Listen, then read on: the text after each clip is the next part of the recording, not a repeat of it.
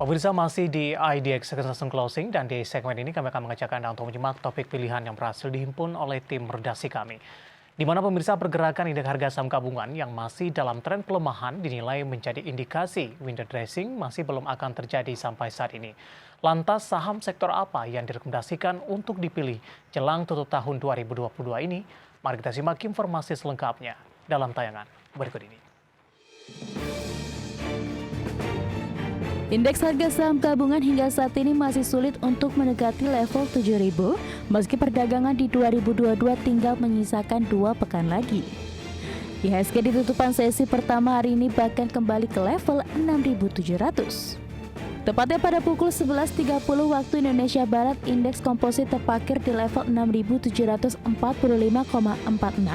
atau melemah tipis 0,09%. Pelemahan IHSG terjadi sejalan dengan lesunya bursa global usai Bank Sentral Amerika Serikat atau The Fed kembali menaikkan suku bunga inti dalam pertemuan FOMC Desember ini.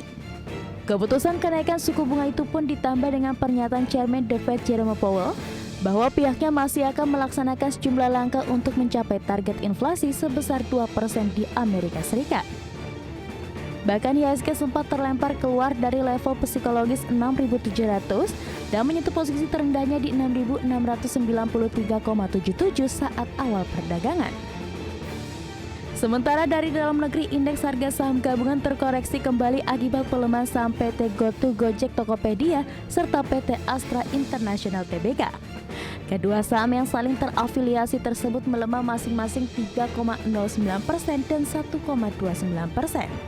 Bahkan penguatan yang dicatat oleh saham BBCA, BBRI, PLKM, dan BMRI yang hanya di atas 1% tak mampu menahan kejatuhan IHSG akibat anjloknya saham GoTo dan ASI.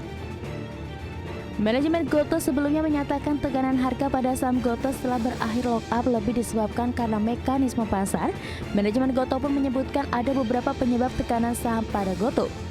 Antara lain investor awal yang masuk pada harga lebih rendah dan ingin terrealisasi keuntungan.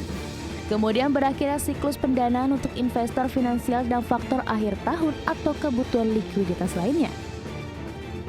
Tren pergerakan IHSG yang masih cenderung memerah menjadikan aroma window dressing sepertinya masih belum menguat ke pasar modal Indonesia. Meski demikian, kalangan analis menilai momen penurunan IHSG bisa dimanfaatkan untuk berburu saham. Research analis Infovesta Capital Advisory Arjun Arwani menilai, sektor saham yang masih kondusif dan memiliki prospek bagus adalah sektor energi dan konsumen primer. Hal itu karena saham big caps di kedua sektor ini masih memiliki fundamental yang kuat. Berbagai sumber, IDX Channel.